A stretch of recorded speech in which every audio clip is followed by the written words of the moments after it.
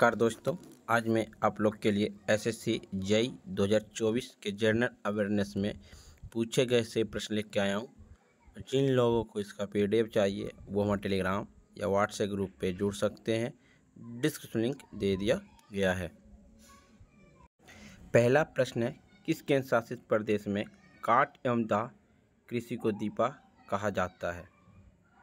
आपका अंडमान एवं निकोबार द्वीप समूह को काठ एवं दाह कृषि का दीपा कहा जाता है।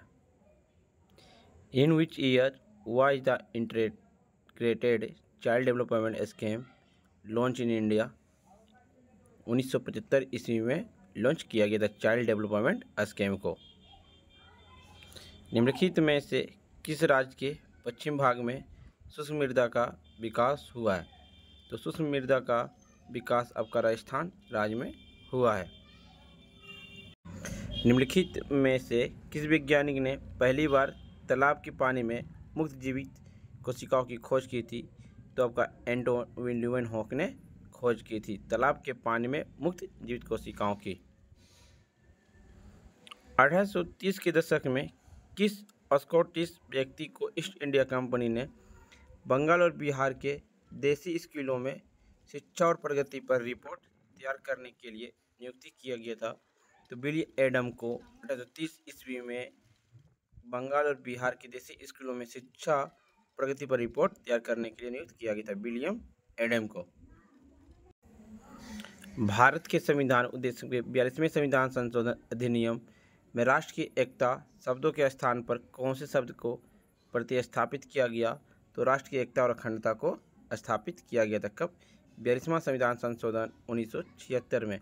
उस समय भारत के प्रधानमंत्री थी इंदिरा गांधी और राष्ट्रपति थे फखरुद्दीन अली अहमद।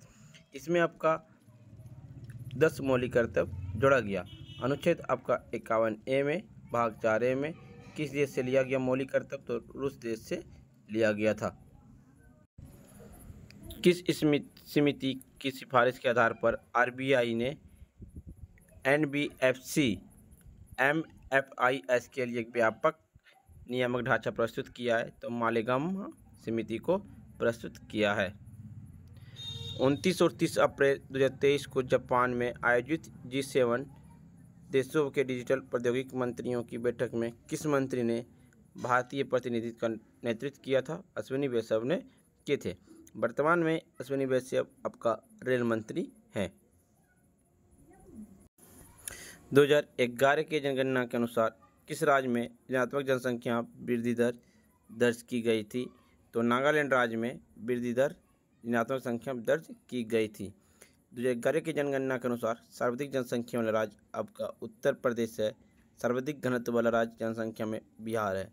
सबसे कम घनत्व वाला राज्य आपका अरुणाचल प्रदेश है। सबसे कम जनसंख्या वाला राज्य आपका सिक्किम है। सर्वाधिक साक्षरता वाला राज्य आपका केरल है 94%। सबसे कम साक्षरता वाला राज्य बिहार है 61.80%। सर्वाधिक लिंगानुपात वाला राज्य आपका केरल है। सबसे कम लिंगानुपात वाला राज्य आपका हरियाणा है। भारत की साक्षरता दर 74% है। भारत की प्रथम पंचवर्षीय योजना कब शुरू की गई थी? तो भारत की प्रथम पंचवर्षीय योजना 1951 में शुरू की गई थी। प्रथम पंचवर्षीय योजना 1951 से 56 तक है, जिसमें आपका कृषि क्षेत्र में बढ़ावा दिया गया था।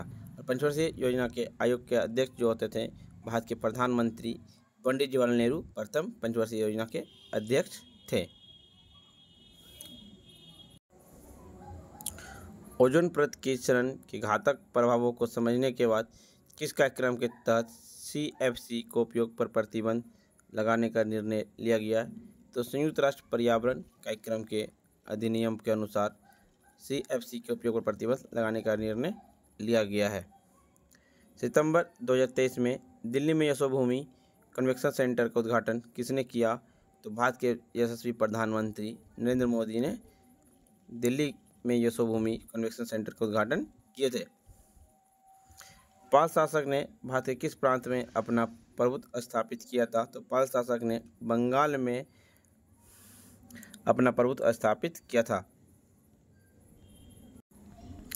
भारत के संविधान में चौथी अनुसूची मुख्य रूप से किससे संबंधित है? तो भारत के संविधान में चौथी अनुसूची आपका राज्यसभा में सीटों का आवंटन है। पहली अनुसूची में राज्य और केंद्र शासित प्रदेश को दर्शाता है। दूसरी अनुसूची में आपका वेतन से संबंधित है और तीसरी अनुसूची में आपका शपथ से संबंधित है। राष्ट्रपति, मुख्य न्यायाधीश, प्रधानमंत्री को शपथ कौन दिलाएगा। और चौथी अनुसूची में राज्यसभा में सीटों का आवंटन है। 8वीं अनुसूची में भाषाओं की चर्चा है। पेट के अल्सर बैक्टीरिया के कारण होने वाली एक संक्रमण बीमारी है। इसकी खोज के लिए 2005 में बेरी मार्शल के साथ किसे फिजियोलॉजी या मेडिसिन में नोबेल पुरस्कार से सम्मानित किया गया। तो रॉबिन वॉरेन को बेरी मार्शल के साथ फिजियोलॉजिकल या मेडिसिन में नोबेल पुरस्कार से सम्मानित किया गया था रॉबिन वॉरेन को। 2023 में निम्नलिखित में से किस व्यक्ति ने तेलंगाना के राज्यपाल का पद संभाला है।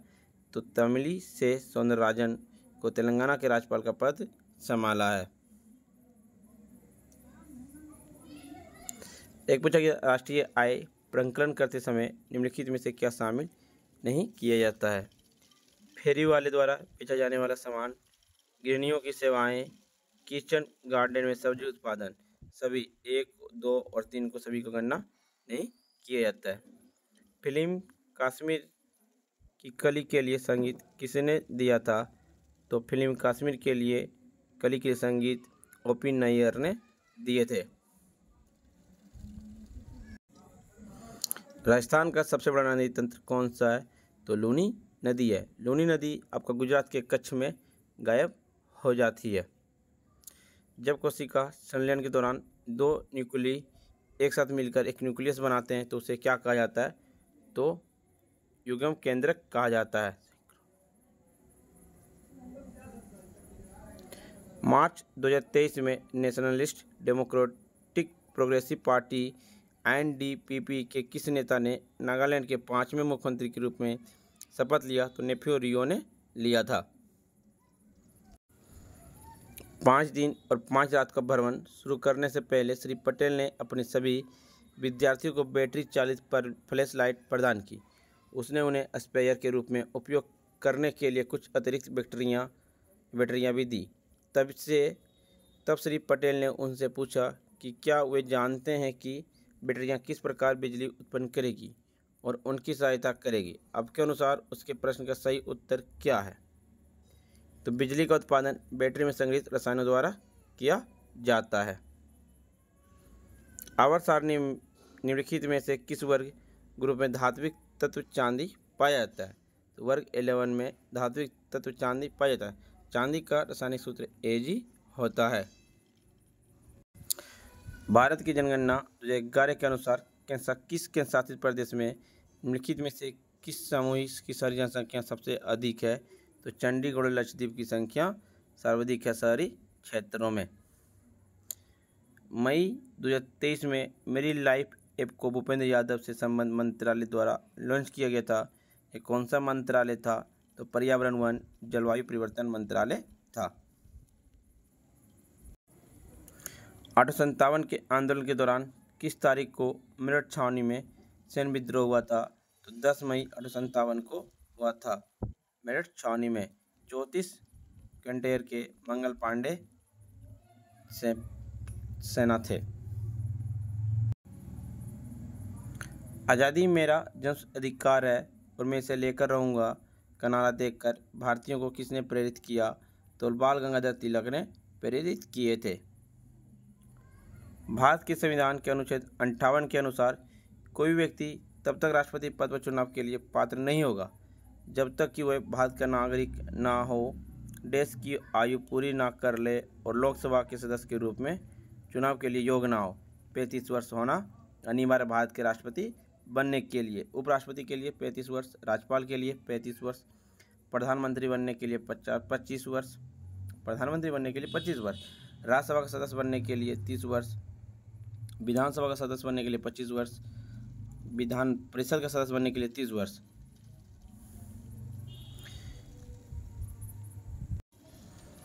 N2O5 सूत्र वाले यौगिक का नाम क्या है।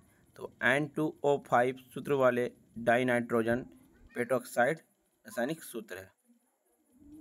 माइक्रोसॉफ्ट एक्सेल कनेक्टिनेटेड फंक्शन क्या करता है? तो एकाधिक सेलों से टेक्स्ट को एक सेल में संयोजित करता है।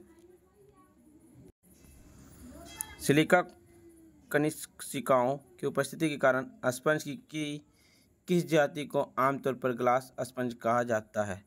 तो यू प्लेकेटला के कारण कहा जाता है।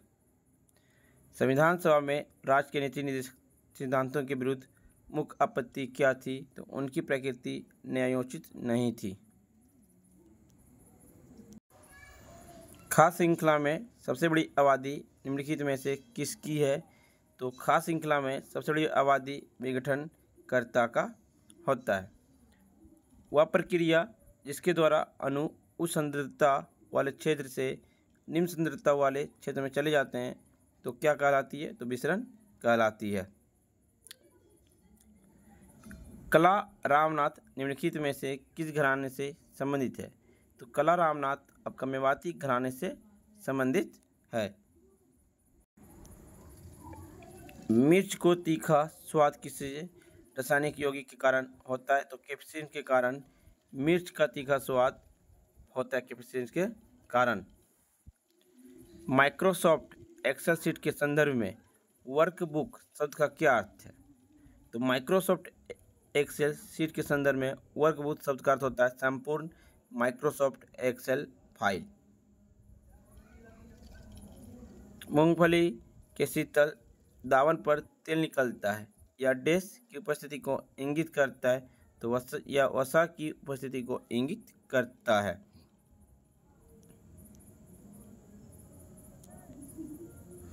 कंचनजंगा शिखर की ऊंचाई कितनी है? तो कंचनजंगा शिखर की ऊंचाई 8598 किलोमीटर है। K2 की ऊंचाई कितनी है? 8611 किलोमीटर है। भारत में सबसे ऊंची चोटी K2 और भारत में सबसे ऊंची चोटी कंचनजंगा। भारत की सबसे ऊंची चोटी K2 जिसकी ऊंचाई 8611 किलोमीटर है। पास्कल डैश का सही मात्रक है जिसे 1 मीटर स्क्वायर के क्षेत्रफल एक समान रूप से लगाए गए 1 न्यूटन के बल के रूप में परिभाषित किया जाता है। तो दाब के रूप में परिभाषित किया जाता है। पास्कल का सही मात्रक दाब होता है। संविधान का अंतिम व्याख्याता कौन करता है? संविधान का अंतिम व्याख्या सर्वोच्च न्यायालय करता है।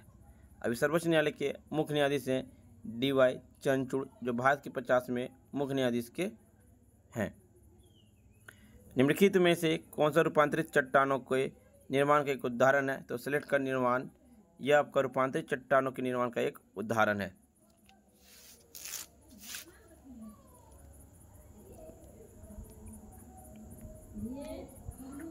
जन्म और मृत्यु पंजीकरण संशोधन विधेयक 26 जुलाई 2023 को किस मंत्रालय द्वारा लोकसभा में पेश किया गया? तो गृह मंत्रालय के द्वारा जन्म और मृत्यु पंजीकरण संशोधन विधेयक 26 जुलाई 2023 को लोकसभा में पेश किया गया। अभी गृह मंत्रालय वर्तमान में अमित शाह हैं। निम्नलिखित में से किस विश्व कप फाइनल में भारत ने वेस्टइंडीज को हराया था? तो 1983 में इंग्लैंड में लॉर्ड्स के मैदान में भारत ने वेस्टइंडीज को हराया था। पहली विश्व कप कब हुआ? तो 1975 ईस्वी में हुआ था इंग्लैंड में, जो विजेता थे वेस्टइंडीज। दूसरा 1979 में हुआ, विजेता आपका वेस्टइंडीज। तीसरा टीम आपका विजेता था भारत 1983 में, तीसरा वर्ल्ड कप के। एक गांव ऐसे क्षेत्र में स्थापित किया जाता है जहां की भूमि समुद्र से मिलती है। इस क्षेत्र को क्या कहा जाता है? तो तटीय क्षेत्र कहा जाता है। समुद्र के किनारे में बसे वाले बस्ती या क्षेत्र को तटीय क्षेत्र कहा जाता है। निम्नलिखित में से किस खेल आयोजन की मेजबानी भारत ने कभी नहीं की? तो ओलंपिक खेलों की मेजबानी भारत ने कभी नहीं की थी।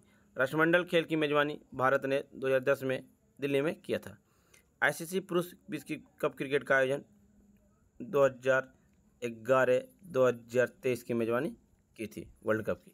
एशियाई खेल की मेजबानी पहली बार 1951 में और दूसरी बार 1982 में मेजबानी की थी भारत ने।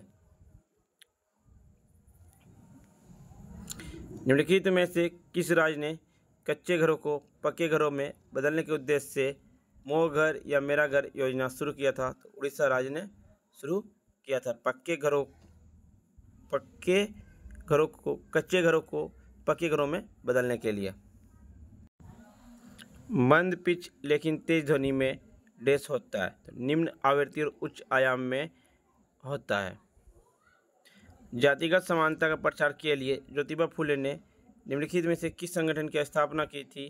तो सत्यशोधक समाज की स्थापना की थी ज्योतिबा फुले ने। फ्रेंड्स, आपको वीडियो पसंद आई हो तो लाइक, शेयर, सब्सक्राइब जरूर करें, और जिन्हें इसका PDF चाहिए वो टेलीग्राम या व्हाट्सएप ग्रुप पे जुड़ सकते हैं। डिस्क्रिप्शन लिंक दे दिया गया है। आपके आने वाले एग्जाम में SSC, CHSL और 12th फेज में इम्पोर्टेंट फैक्टर आएंगे।